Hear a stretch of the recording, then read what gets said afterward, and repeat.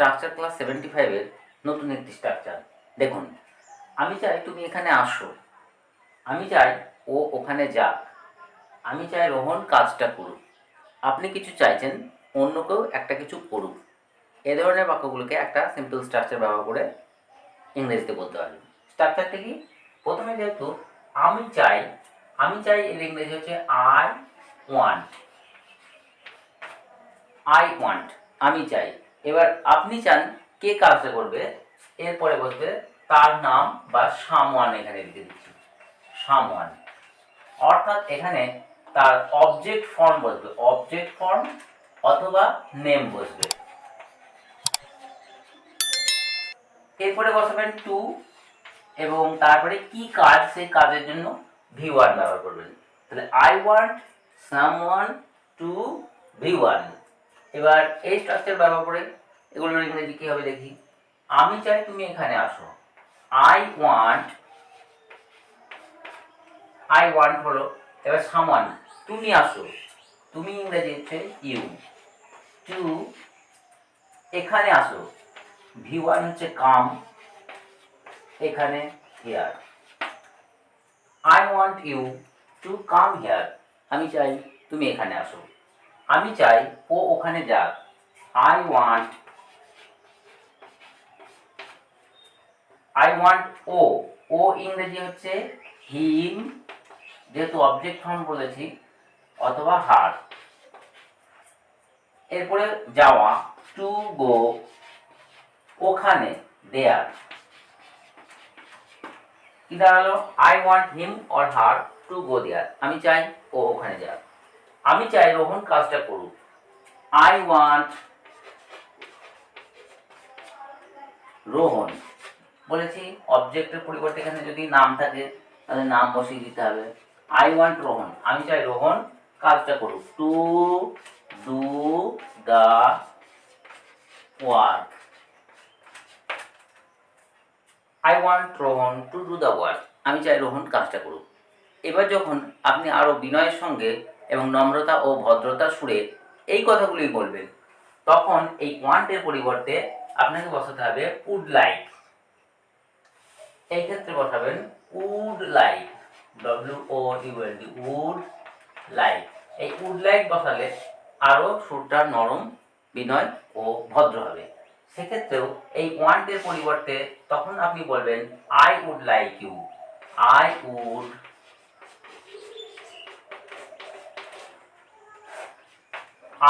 Like you to come here, তখন এই ওয়ানটা বসানো যাবে না।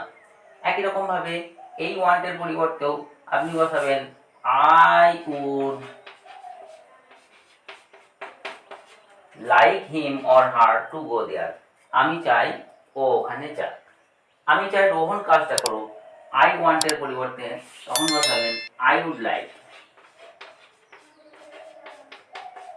Like Rohan to do the work, আমি চাই রোহন কাজটা করুক।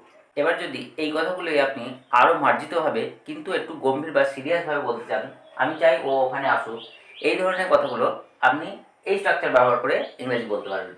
ইট is my desire that, it is my desire that, তারপরে সামান, তারপরে ভার্ব বসাবেন।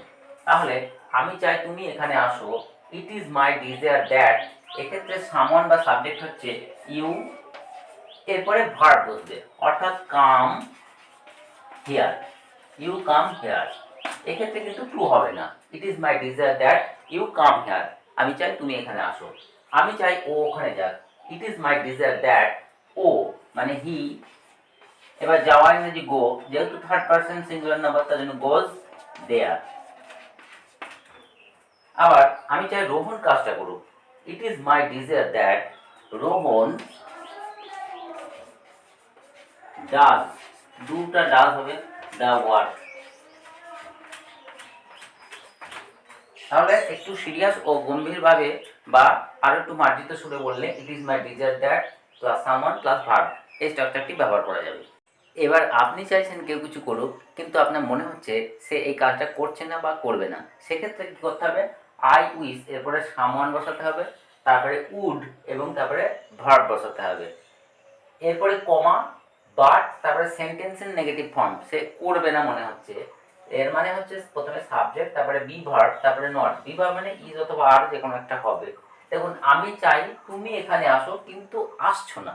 এই যে আমি চাইছি তুমি আসার কথা কিন্তু তুমি আসছো না, নেগেটিভ। এই ধরনের ক্ষেত্রে আমরা এই স্ট্রাকচার ব্যবহার করে লিখব আই উইশ সামওয়ান মানে ইউ, এখানে would would come here. I wish you would come here, comma দিতে হবে, তারপরে লিখতে হবে বাট। এইবার দেখুন সাবজেক্ট বি নট, অর্থাৎ সাবজেক্ট হচ্ছে ইউ, ইউ এর পরে আর, নট মানে তুমি আসছো না, ইউ আর নট। আমি চাই ও ওখানে যাক কিন্তু যাচ্ছে না, আই উইশ। এই যে আই উইশ এর ক্ষেত্রে আই উইশ। তারপর someone he would go there, would go there, but subject verb be verb he is not, কিন্তু সে যাচ্ছে না। আমি চাই রোহন কাজটা করুক কিন্তু করছে না।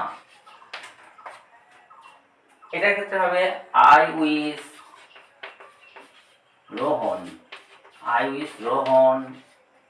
এরপর বললাম would, would verb, would do the work, comma, তারপরে হবে বাট, বাট তারপরে সাবজেক্ট হচ্ছে রোহন, বাট এক্ষেত্রে হবে হি।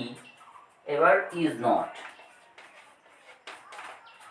I wish Rohan would do the work but he is not.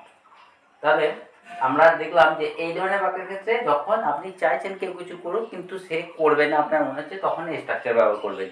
তো এই ছিল ভিডিও কেমন লাগলো কমেন্টে অবশ্যই জানাবেন। আর চ্যানেলে নতুন হয়ে থাকলে টুকটাক ইংলিশ চ্যানেলকে অবশ্যই সাবস্ক্রাইব করবেন। আর যদি ফেসবুক থেকে দেখে থাকেন তাহলে ফেসবুকের যে পেজ ইংলিশ জ্ঞান এটিকে ফলো করে রাখবেন।